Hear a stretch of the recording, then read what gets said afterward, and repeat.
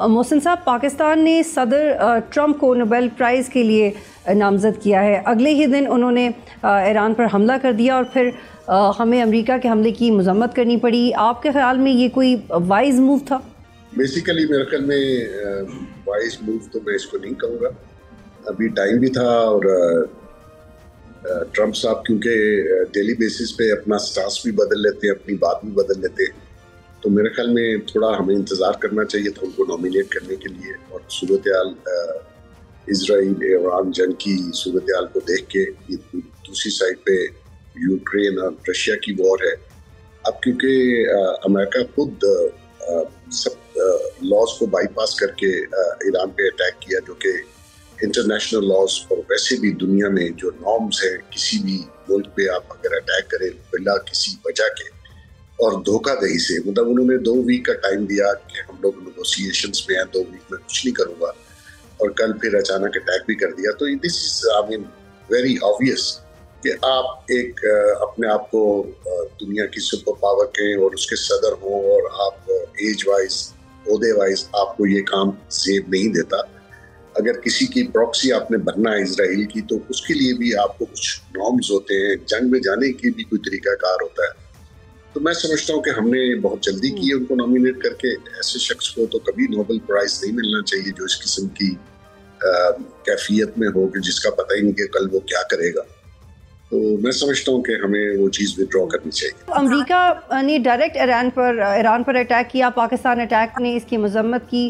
What's next? क्योंकि Iran ने तो कह दिया कि अमेरिका की एयर बेसेस और मिलिट्री साइट्स को निशाना बनाया जा सकता है।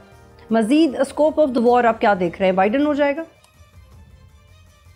देखिए, चांसेस तो यही लग रहे हैं। नेचुरली जब आप किसी सॉवरेन कंट्री पे अटैक करते हैं और इस तरीके से करते हैं जिसमें वो कह भी रहे हैं कि हमारा कोई इरादा नहीं है, इंटरनेशनल एटॉमिक एजेंसी ने भी कहा कि फिलफो कोई ऐसी थ्रेट नहीं है जिससे वो एटॉमिक वेपन बना रहे हो, उसके बावजूद सिर्फ इजराइल के कहने पे, और वो उन्होंने अपनी कांग्रेस से अप्रूवल भी नहीं ली, जो एक मैकेनिज्म है किसी भी जगह अटैक करने का, वो हाउस ऑफ कांग्रेस से अप्रूवल ली जाती है। उसके बाद अगर ईरान ये सोच रहा है कि वो रिटेलिएट करेगा, तो मैं समझता हूँ उनका हक है। क्योंकि अगर आप उस पूरे रीजन में देखिए, जितनी भी इस्लामिक स्टेट्स हैं, किसी में इतनी जरूरत नहीं हुई उनके ऊपर। जो भी इसराइल ने अटैक्स किए वो सह गए, लेकिन ईरान ने एक जरूरत दिखाई है। Winning and losing is a different story, लेकिन आप अगर किसी जुल्म के खिलाफ खड़े हो तो मैं समझता हूँ ये बहुत बड़ी बात है। अगर उनका इरादा अमेरिका के साथ या अमेरिका की जो दफाई तनसीबात हैं उस मिडल ईस्ट में या उनके जो अड्डे हैं उनको अटैक करने का, तो मैं समझता हूँ फिर एस्केलेशन बढ़ जाएगी और naturally America will involve full fledge war. तो मैं समझता हूँ कि कोई सेंस प्रिवेल करे, और अमेरिका ने जो किया है वो तो कंडेमेबल है, बिल्कुल उसकी जरूरत नहीं थी। और अगर वो रिटेलिएट करते हैं ईरानीज, तो नेचुरली ये सारी जो है वो जंग बढ़ जाएगी। सब्सक्राइब करें और बेल दबाएं ताकि कोई खबर रह न जाए।